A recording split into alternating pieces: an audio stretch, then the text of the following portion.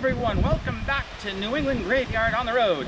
We are here at Forrest Lawn Cemetery in Buffalo, New York, and we are here with the 13th President of the United States, Millard Fillmore. He was also the 12th Vice President, a congressman, having represented New York's 32nd District in the U.S. House of Representatives. He was another log cabin president, having been born in a log cabin in Cayuga County, New York. His childhood was one of poverty and privation, in which he received virtually no formal education. He enrolled in an academy in New Hope, where he was taught by a classmate, Abigail Powers. In 1821, he taught school in East Aurora, also accepted cases in justice and peace courts, where he could once practice without having a legal qualification. In 1822, he moved to Buffalo, where he continued to teach while he also studied law. He became engaged to Abigail Powers. In 1823, he was admitted to the New York bar, returned to the East Aurora, and established the only legal practice there, where he and Abigail married on April 5th, 1826, where they had 2 children, and was elected to the New York State Assembly, served 3 one-year terms in Albany. Jacksonian Democrats were swept into power, taking the White House and also a majority at Albany, where the Fillmore anti-Masonic party essentially opposed to President Andrew Jackson, a Mason, who was in the minority.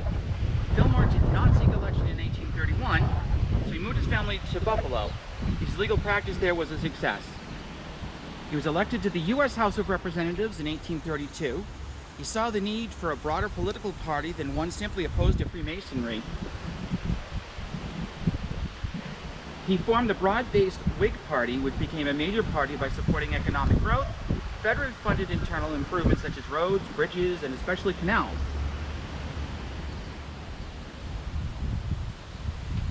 Fillmore disliked slavery, but considered slavery to be a matter for the states and not an issue for the federal government to have power over.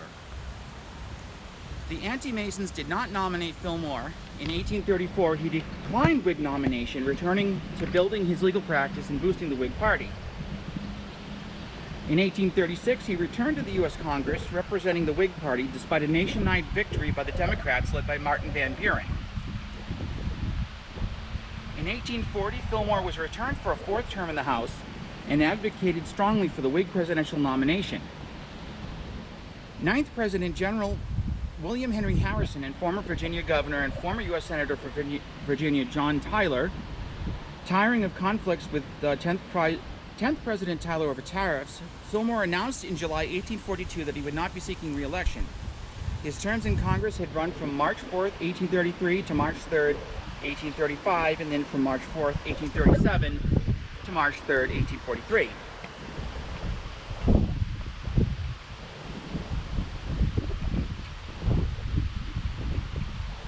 So when did he become president? Checking.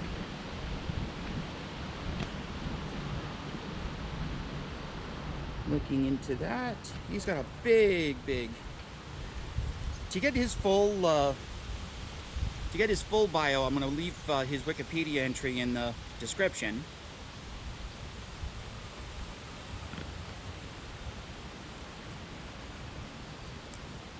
So we got individual markers in here. Abigail, probably his mother based on the dates. Abigail Powers, his wife. And there's some others over there that have the initials on them. And then there's some over here as well.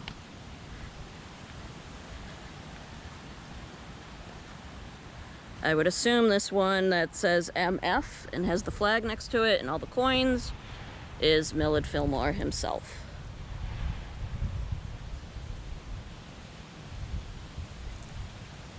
As you can see, it's all fenced in, so you really can't go inside.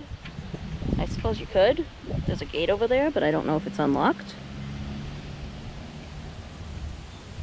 And it's a pretty big obelisk, which is pretty common in the area that it's in.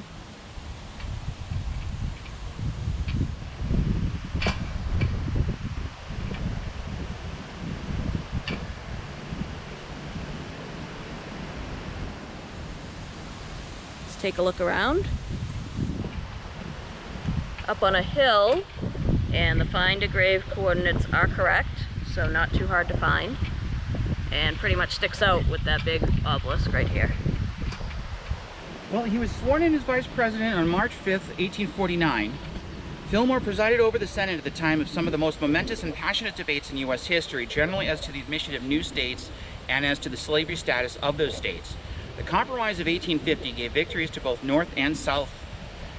He introduced the Omnibus Bill on January 29th, which admitted California as a free state, organized territorial governments in New Mexico and Utah, banned slave trade in District of Columbia. The bill also toughened the Fugitive Slave Act, the inadequate enforcement of which in the North had been a long-running Southern grievance. Introduced the notion of popular sovereignty, in which the residents of territories would decide on the status of slavery in those territories, which resulted, for instance, in a spectacular failure in Kansas during the presidency of James Buchanan in a historical event referred to as Bleeding Kansas. Fillmore often took advice from Abigail, noted for As having he been should. a very well-educated teacher. As he should. Always take advice from well-educated teachers. Abigail had actually advised against the strengthening of the Fugitive Slave Act. Good girl. Fillmore was not pre-selected by the Whigs in 1852 after his signing of the amendment of the Fugitive Slave Act. Taylor died on July 9, 1850. Thought to have been the result of gastroenteritis. After laying the foundation of stone for the Washington Monument and taking refreshment on a hot day. By July 31st, 1850, Clay's Omnibus Bill was affectionately dead except for the organization of the Utah Territory.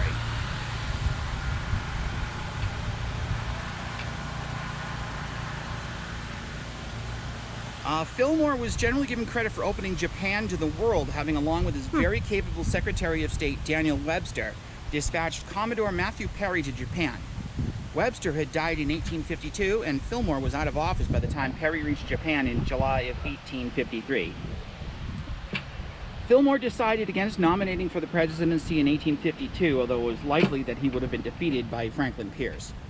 Abigail caught a cold at Franklin Pierce's inauguration, developed pneumonia, and died on March 30th, 1853. Oh no. Their daughter Mary died of cholera on July 26, 1854. In 1856, Fillmore stood as the Know Nothing Party candidate in the presidential election won by James Buchanan, who defeated Republican John C. Fremont, with Fillmore obtaining 21.5% and winning 8 electoral college votes in Maryland. Fillmore was not a know-nothing or a nativist, and campaigned for national unity against the Democrats, seen as favoring the South and the Republicans, fanatically in favor of the North and an abolition. On February 10, 1858, he married wealthy widow Caroline McIntosh. He purchased a large house in Niagara Square, Buffalo, where they lived for the remainder of his life. Fillmore stayed in good health till suffering a stroke in February 1874 and died after a second stroke in March 8, 1874 at the age of 74. He was a busy bee. There's a lot going on there. He was a very busy bee. So, that is our visit. So that, Caroline Carmichael, that must be his second wife. Yep. And there you can see in the back Abigail Powers. That is wife number 1. Buried with both wives. Don't see that anymore. So that is our visit and paying our respects to President Millard Fillmore. So I'd like to thank you for watching this video. If you enjoyed it, please like it, and please subscribe and hit the bell so that you know when we will be putting up more videos. So until next time, it's Jason And Aubrey. and we'll see you all in the next video.